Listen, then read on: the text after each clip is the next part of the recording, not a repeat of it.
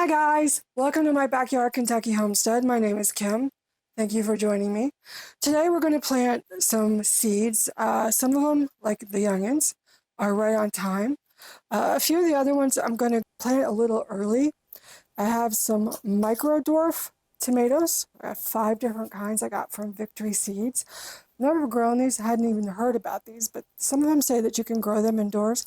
So I'm going to try one of each to see what we can get. The grow lights I have are really good. So I really want to try it. There's 10 seeds per packet.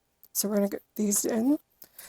I have a Maverick orange geranium that I'm really excited. I want to get those flowers going. And then I want to get some pansies going for early spring planting. And then the most experimental are going to be the early peppers. And what I'm wanting to do with these is to get them planted. If you can overwinter peppers, I'm wondering if I plant them a couple of weeks early, because we're only about 2, maybe 3 weeks too early on these. So my average frost date is around the very end of April, very 1st of May. So we're not too early on these. I've actually got my onions planted, which have a very similar date on them.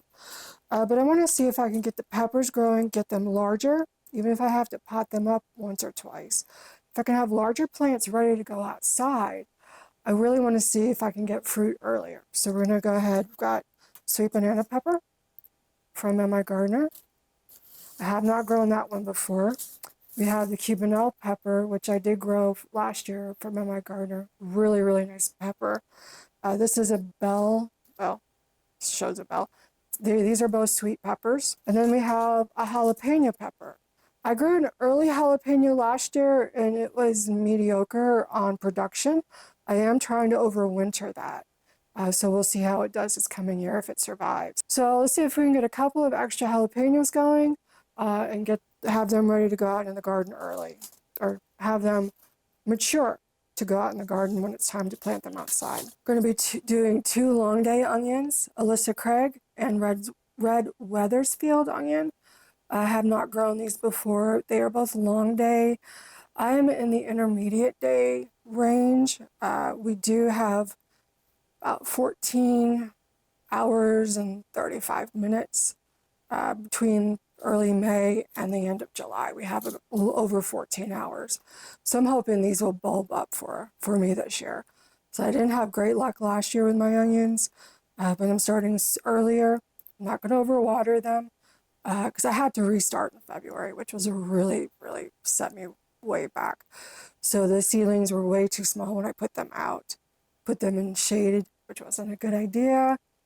So yeah, I learned a whole lot. So this year we're going to start them early, get them strong, put them out in the sun, give them plenty of space, and then see how we go with that. And I do have several other seeds already started that I'll show that here a little bit later. I'll show you what we planted back on the 1st. I have a lot of intermediate day onions ready to go, the candy and a couple of other ones. So we'll look at those. So we have 2 types of pansies that I'm going to try to plant up for this coming spring.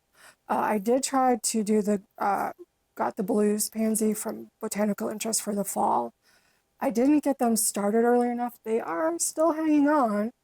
And I planted some out at work as well. So I'm hoping that they will survive because we've had really 1 degree last night. So it was really cold. So I'm hoping that these will survive for the spring, the ones that I already have out there. And then I'll have these new ones ready to go come April to plant out there.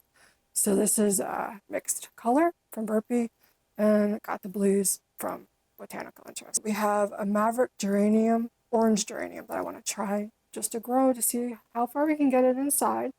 It does say it's primarily for outside, but I really would love to see if I can grow this inside. If I can overwinter it, that would be even better. I would love to have indoor plants that have blooms and colors. I don't have a greenhouse yet. Don't know if I'll ever get one, but I would love to be able to have flowers in all year long. So recently I was watching Kim's Cozy Corner, another YouTube channel. She's up in Southwest Ohio. She has pretty extensive garden. She's a really great channel. So check her out if you haven't already. But she was working with micro dwarf tomatoes. I had never really heard of these before. So I decided, she was talking about what she was planning for this year, and I wanted to try it as well. She got them from Victory Seeds. So I went on their website and I ordered 5 different types. They usually get between 6 and 12 inches tall, so they're very, very small. So I'm hoping I can grow them inside, actually grow them all the way to fruiting stage. So the first one I have is the Tiny Tim. Put a picture up here. It says it's a 45-day micro heavy producer and fine flavored small half-inch red fruits. Grown in pots, it's only 10 to 12 inches tall and 14 inches across. It's good for small gardens, patios, and apartment dwellers. The next one is Red Robin, and this is a 55-day maturity. It is 6 to 12 inches at mature height. This is Tomato Orange Hat, and it is a 60-day maturity. Never reaches over 12 inches tall. Perfect for containers or small spaces. Grows well indoors under grow lights, providing fresh fruit in the dead of winter. Yes, please. The fourth one is Rosie Finch, 55 days to harvest. It's a small but mighty micro tomato that packs a punch of flavor in every bite. The final one is Micro Tom, also from Victory Seeds. And it's victoryseeds.com is where you can find these. 85-day maturity. It's a determinate tomato. It doesn't give a height on it, but it says it's known for its compact size and ability to produce an abundance of juicy, flavorful tomatoes. So what I've done is taken some of this Espoma organic seed mix. I'm trying it for the first time. I had previously been using the Burpee, which I do really, really like, and I actually bought some more of that. I was having trouble finding it though, so I went ahead and ordered this off of Amazon. Check it out, a link in the description below if you're interested. So I'll be trying both of those this season, just to see what works best and I like. So what I've done is I've added some to my little tote here, put some water in it, and what you want is that it'll form into a little ball. It's moist, but it's not dripping. So what I'm gonna do at this point, I'll bring you in closer and we will go ahead and fill up the pots that we're gonna plant the seeds in, and we'll start planting those. So hang on one second, we'll get going. So I'm gonna start with the onions, and I'm gonna put those in these containers, which these were the Fairy Moss, something like that, from Home Depot. I would not recommend these. I will not be using these after this year. They probably won't survive. They're very, very flimsy, and actually when I was taking them apart, because they were still partially connected, some of them ripped. So I would not recommend these, but since I have them, I'm gonna go ahead and use them. So I'm gonna go ahead and fill them up. And then this needs to be planted 1/4 inch deep. Okay. So, and I think some of the onions I planted January 1st, I did not plant deep enough because they're coming out and their roots are a little bit exposed. So I'm going to put these a little bit further down than I did those. But so it's just 1/4 inch. I think I went a little bit too shallow with them. So we're just going to go ahead and fill the cup.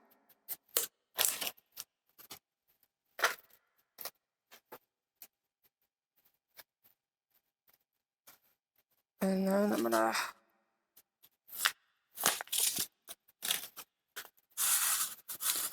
pull out a good chunk of seeds. So I'm gonna pull out maybe 10 to 15 seeds, and I'm gonna broadcast sprinkle them throughout the cell. Because what we want is for these to come up all together. And then when it is time to plant them out, we will just tease the roots apart. So press those down, and I'm gonna put just a little bit of dirt on top of it.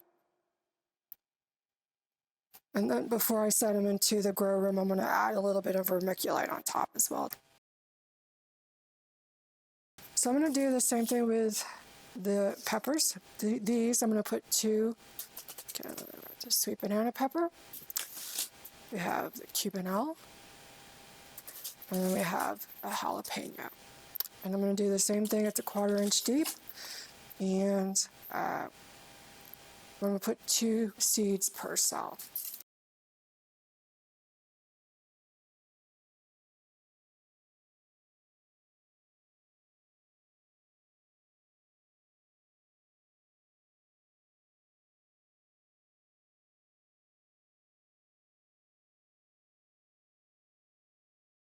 Okay, next I'm going to do the Maverick Orange Geranium. It is from Swallowtail Garden.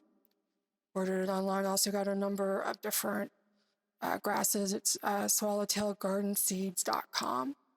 Really beautiful things on their site.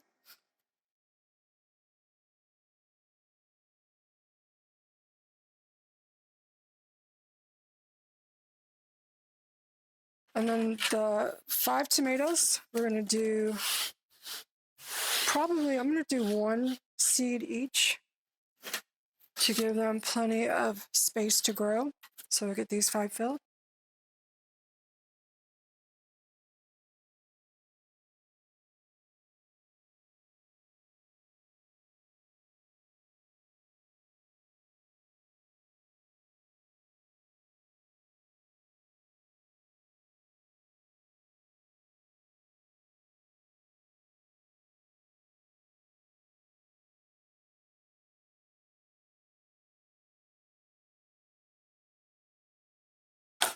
For the pansies, this is the last one we have to plant. I'm going to use these 6L trays. I really like these. I used them last year.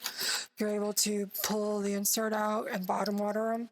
So they're very effective, and they also have a larger space to grow. So there's only 6 cells in that. So I'm going to fill these 4 up, and then we're going to plant the 2 different types of pansies.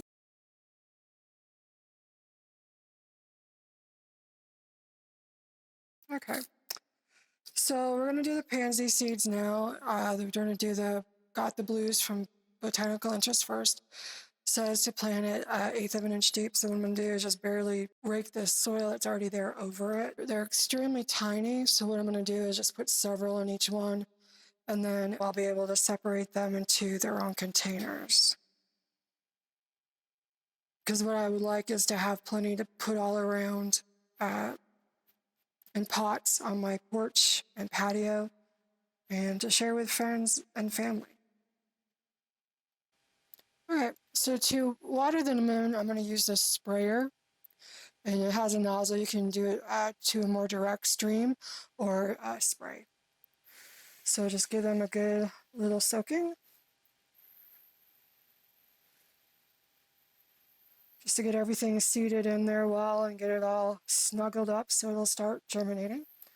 Because the seeds have to have dirt, or the soil, in this case seed starting mix, and the water to germinate.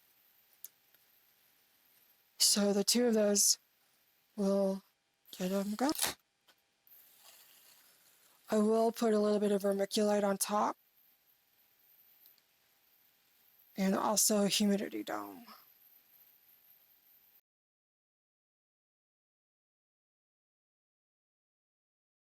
So we'll just do a quick update on plants that I started back on January 1st. This is my grow room using Barinna 4-foot T8 light, LED lights that are 6,500 Kelvin, 5,000 lumen. They have been that distance from these plants since I put them in here, and you can see how green and lush they're looking. Thank you guys for joining me. I hope you learned something, maybe had some inspiration and ideas of what you can add to your garden this year. If you haven't already, please hit the subscribe button and click the like button. Appreciate it. It helped the algorithm greatly. So anyway, I hope you have a wonderful gardening year. Please join me on my 2nd year. I'm very much looking forward to what this new year will hold. So thank you and have a wonderful day.